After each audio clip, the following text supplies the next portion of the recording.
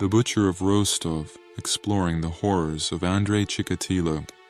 Welcome to The Most Evil, where we delve into the minds of history's most notorious serial killers.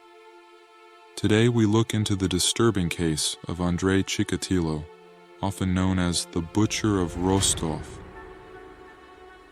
Join us as we explore the dark and twisted psyche of one of the most prolific serial killers in Soviet history, as well as the long-term consequences of his crimes on society.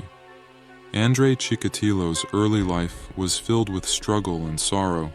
Chikatilo was born on October 16, 1936, in the Ukrainian town of Yabluchne.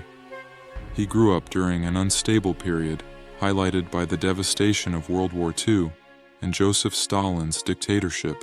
Chikatilo, who was raised in poverty and surrounded by violence, endured unthinkable misery and hardship from an early age.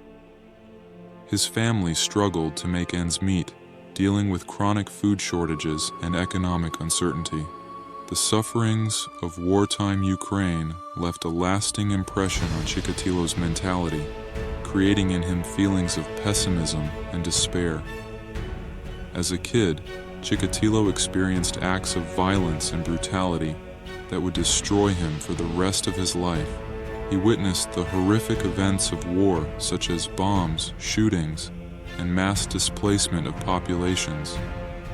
These tragic experiences left Chikatilo with severe emotional wounds that shaped his worldview and sense of self in profound and life-threatening ways. Despite the difficulties he experienced, Chikatilo was a bright and talented student who excelled academically and had an early interest in literature and education. However, his youth was defined by feelings of inadequacy and social rejection, which were aggravated by his difficulties with impotence and the shame connected with his illness. As he grew older, Chikatilo's life was still challenged by tragedy and failure. He struggled to find his place in society, being rejected and ridiculed by his classmates. His failure to create meaningful connections with others increased his feelings of loneliness and isolation, feeding his growing contempt of society. Chikatilo was a severely unstable and mentally broken guy who committed his first murder in 1978, driven by wrath, frustration, and a perverted feeling of entitlement. His traumatic background and early life experiences had distorted his moral compass, instilling in him a strong feeling of hopelessness and misery. In the midst of his difficult history and simmering psychological anguish, Andrei Chikatilo emerged as a severely wounded man, afflicted by demons that would eventually lead him to commit heinous acts of violence. His tragic narrative is a stark reminder of the catastrophic effects of childhood trauma, as well as the significance of addressing the underlying causes of mental illness and suffering. Between 1978 and 1990, Chikatilo terrified the Russian people with a series of heinous killings that shook the country. Chikatilo's victims, mostly women and children, were brought to distant locales where he would sexually abuse, torture, and eventually murder them in a frenzy of violence. Andrei Chikatilo's strategy as a serial murderer was a terrifying combination of deception, manipulation, and sadism. His atrocities were painstakingly planned and performed with a terrifying degree of precision, revealing his strong desire for power and control over his targets. Chikatilo's tactics usually began with the choosing of vulnerable people, particularly women and children, whom he saw as easy prey.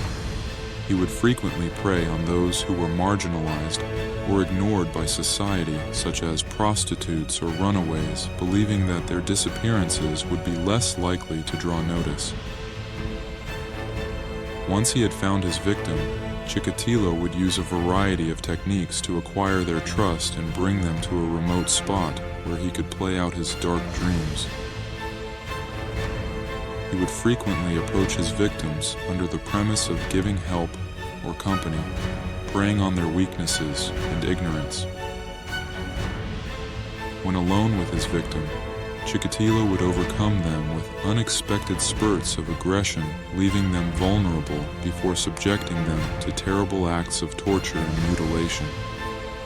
He took sick joy in their dread and misery, frequently extending it for hours or even days before administering the last blow. Chikatilo's murderers were distinguished by a violent and cruel fury, with each murder increasing in violence and depravity. He would frequently commit acts of necrophilia, mutilating his victims' bodies in gruesome and inexplicable ways. Despite his best attempts to avoid detection, Chikatilo's misdeeds finally caught up with him, and he was arrested in 1990 following a thorough investigation by Russian authorities. His apprehension brought a stop to one of the most legendary killing sprees in Soviet history, but the consequences of his crimes would last for years. His era of evil left a lasting impact on the collective consciousness of Russia and the entire world. Andrei Chikatilo's reign of terror ended on November 20th, 1990, when Russian police caught him following a decade-long hunt. On the day of his arrest, Chikatilo was contacted by undercover police officers who had been following him for many weeks. He was duped into meeting a possible victim, unaware that he was entering a meticulously planned sting operation. As Chikatilo met with the undercover detectives, he was soon discovered and arrested, putting an end to one of Soviet history's most legendary killing sprees. His arrest sent shockwaves across the country as the full scope of his misdeeds became evident. In the days and weeks that followed, Russian officials methodically investigated Chikatilo's background, revealing a decade-long trail of murder and devastation. He was eventually charged with the deaths of at least 53 women and children, though the exact number of victims may never be established. Chikatilo's trial gripped the country, with prosecutors presenting a compelling case against him, describing the heinous details of his murders and the long-term damage they had on the victims' families and communities. In February 1992, Chikatilo was found guilty on all counts and sentenced to death. Psychologists have long been interested by Chikatilo's disfigured mind, trying to figure out the complicated web of causes that prompted him to conduct such horrible deeds. His difficult background, along with his issues with impotence and social rejection, formed a perfect storm of psychological pain that eventually materialized as aggressive and cruel conduct. Andrei Chikatilo's legacy is one of terror and repulsion, leaving an everlasting impression on Russian and global awareness. His atrocities provoked international anger and debate, raising questions about the nature of evil and the boundaries of human depravity. As we end our investigation into Andrei Chikatilo's life and misdeeds, we are left with an overwhelming feeling of horror and awe. His narrative serves as a disturbing reminder of the darkness that exists inside all of us and the significance of being watchful against the forces of evil. If you found this video insightful, don't forget to like, share, and subscribe to our channel for more content on true crime and psychological analysis. Remember to stay vigilant, and until next time, stay safe.